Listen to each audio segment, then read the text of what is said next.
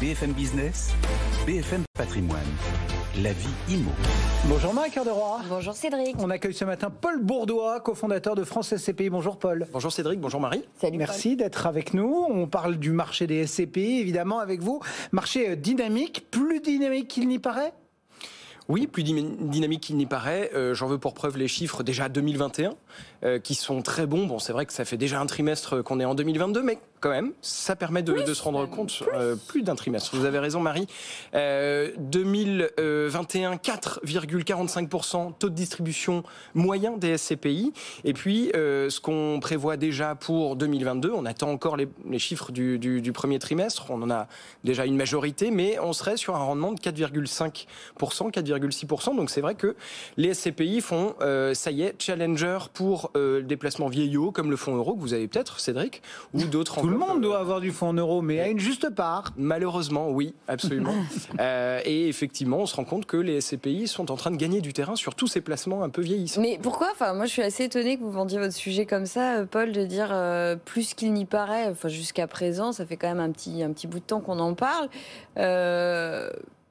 Bon, voilà, les SCPI, elles ont toujours été plutôt dynamiques. Elles le sont peut-être même moins ces dernières années, en dépit même de la crise sanitaire, non ? Alors, moi, je pense qu'elles sont dynamique, effectivement. Vous avez l'impression qu'on en parle tout le temps parce que vous adressez. Parce que j'ai le nez dedans, c'est ça ? Vous avez le nez dedans, vous vous adressez à des initiés, Cédric l'est également, mais c'est un marché qui reste un marché de niche et donc que tout le monde ne connaît pas. Moi, quand je vais en Bretagne, puisque je suis breton, ça y est, je l'ai placé, tout le monde ne connaît pas les SCPI, par exemple. Non, bien sûr, mais c'est vrai que sur le dynamisme des SCPI en tant que tel, moi, je suis pas très étonnée qu'elles restent dynamiques, même compte tenu de la période, mais je les trouve quand même moins dynamiques qu'elles ne l'ont été, quoi qu'il arrive. Eh ben c'est pas vrai et je vous propose d'en parler plus en détail. Juste. Eh ben précisément, bon, c'est l'objet de votre venue. Ouais, avant de rentrer effectivement dans leur dynamisme, tous les chiffres que vous donnez, on le rappelle, c'est brut. Alors, vous avez raison de souligner ça. Je sais que vous êtes pointilleux là-dessus. Vous avez raison. Quand on dit 4,45%, c'est effectivement brut de fiscalité. C'est net de frais, mais brut de fiscalité. Et donc ça donne quoi avec la fiscalité ? Avec la fiscalité, ça dépend de votre tranche marginale d'imposition. Mais peut-être que ça va changer avec un prochain programme présidentiel. On ne sait pas. On ne sait pas.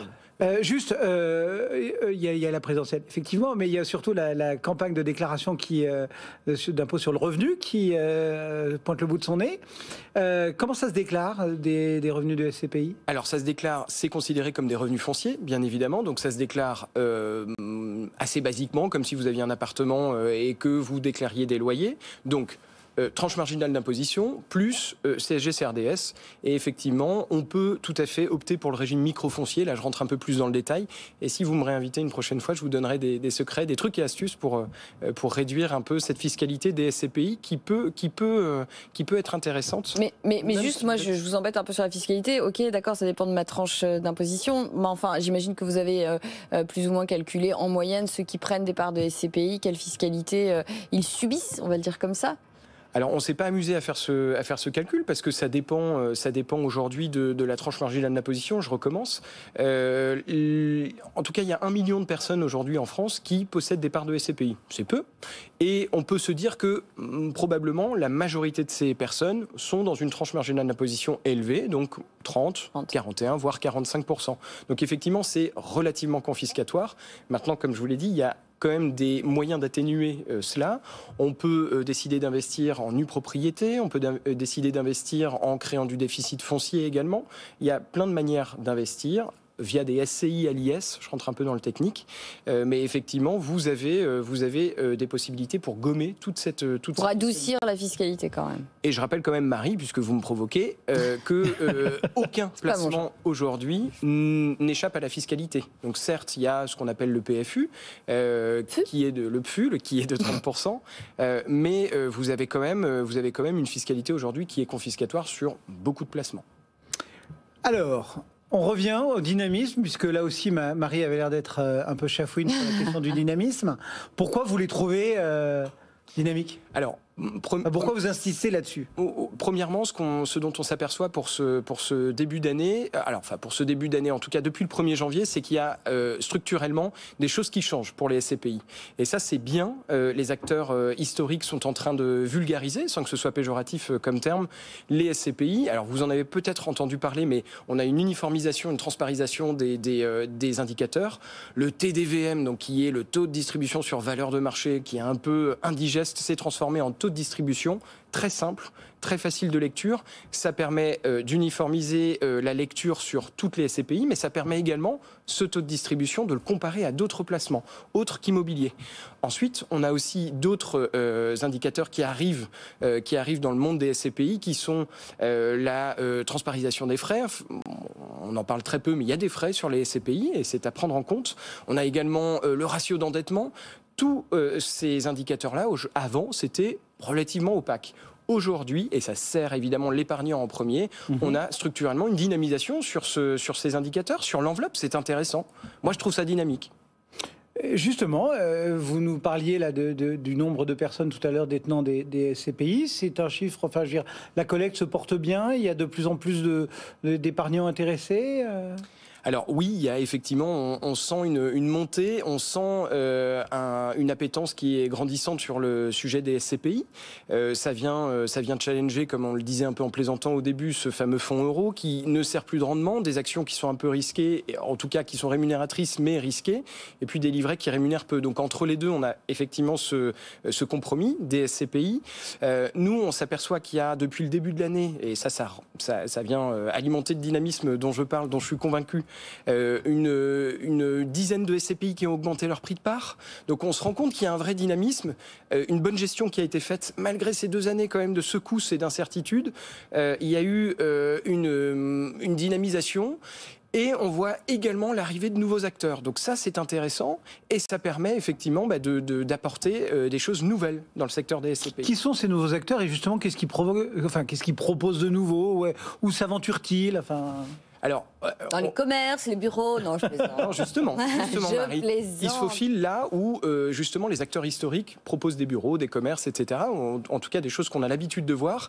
Les acteurs historiques n'y vont pas par manque de compétences, par manque de conviction peut-être. En tout cas, je pense notamment à une société de gestion bordelaise qui s'appelle Epsilon Capital, qui décide d'investir dans des biens dits small cap. Donc ça parle à tout le monde, c'est des biens de petite surface financière. Alors on se parle quand même de 5 millions d'euros, un peu moins de 5 millions d'euros, donc difficilement accessible pour les particuliers. Et cette SCPI, elle fait ce qu'on appelle du stock picking, donc elle va chercher des biens. C'est une équipe agile, assez modeste, mais qui quand même promet un rendement sur la prochaine année de 5,5%. Alors, je dis promet, c'est pas exactement le terme, c'est son objectif de rendement et elle va probablement y arriver. Il y a d'autres SCPI, il y a Remake Asset Management qui décide d'investir dans des biens dits de transition, donc elle va réaliser des transitions dans les bureaux. Aujourd'hui, les bureaux, comme on les connaît, vous en parliez Marie, on se rend compte que c'est plus ce qui correspond à la demande. Donc ils vont décider de transformer ces bureaux en coworking, en co-living. Et donc évidemment, ces SCPI-là, elles parlent à beaucoup d'investisseurs, beaucoup d'épargnants. Et c'est une SCPI, soit dit en passant, à 0% de frais de souscription. Et ça, c'est aussi une dynamisation du marché. Elle s'appelle comment celle-là? Remake Live. Alors Marie, vous titillez un peu avec le commerce, les bureaux. C'est vrai que c'est pendant longtemps ce dans quoi on a investi lorsqu'on prenait une part de SCPI. Aujourd'hui, ça change ? Alors oui, c'est en train de changer et c'est très bien d'ailleurs parce que avant on s'apercevait, on remarquait que les épargnants ne s'intéressaient pas forcément à ce qu'il y avait dans le moteur. Donc ils faisaient comme Marie, ils critiquaient, ils disaient commerce, bureau, entrepôt à la rigueur et point.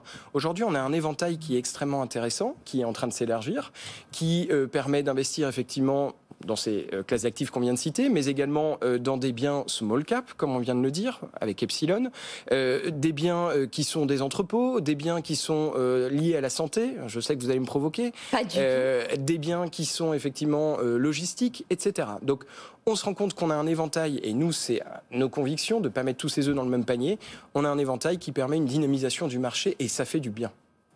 Donc, on peut avoir maintenant un portefeuille beaucoup plus diversifié en choisissant bien ces SCPI, et c'est l'essentiel de la nouveauté, entre guillemets, et qui tend vers ce dynamisme que vous soulignez au début. Exactement, et ça permet pour chacun, à partir de 200 € en moyenne, ça permet d'investir dans des biens auxquels on n'aurait pas accès habituellement. Est-ce que vous ne croyez pas en réalité, Paul, que c'est ça la vraie force des SCPI, c'est le ticket d'entrée? C'est-à-dire dans un monde où effectivement, en plus, c'est d'autant plus vrai aujourd'hui, on voit la flambée des prix. Alors est-ce que ça va baisser prochainement peut-être avec le coup de mou sur le niveau de transaction qu'on a? Mais c'est vrai qu'on a vu depuis 2 ans les prix littéralement exploser. Quand on veut faire un investissement locatif, quand on veut faire un investissement immobilier tout court, c'est compliqué parce que c'est de plus en plus cher. Est-ce que justement la force de la SCPI, c'est pas ce ticket d'entrée extrêmement faible, plus presque en fait, souvent vous venez sur l'antenne et vendre le rendement qui est quand même très alléchant. Je dis pas qu'il est pas alléchant, hein, mais est-ce que finalement c'est pas ça la force de la SCPI? Alors vous avez raison, c'est la force de la SCPI. Je rajouterais autre chose en plus du rendement, mais je ne vais pas en parler. En plus du rendement, vous avez la non-gestion. C'est-à-dire que les épargnants arrivent, ils n'ont aucune gestion, et on est sur un secteur réglementé, c'est-à-dire que vous ne pouvez pas faire n'importe quoi quand vous êtes une société de gestion, quand vous êtes une plateforme conseil comme France SCPI ou conseiller en gestion de patrimoine. C'est ultra réglementé, vous êtes obligé d'informer vos clients, et ça plaît. Donc sécurité, réglementé, non-gestion et rendement, et ticket d'entrée très faible, effectivement. On a tout dit. Eh ben c'est parfait, on a même respecté le timing, dites donc.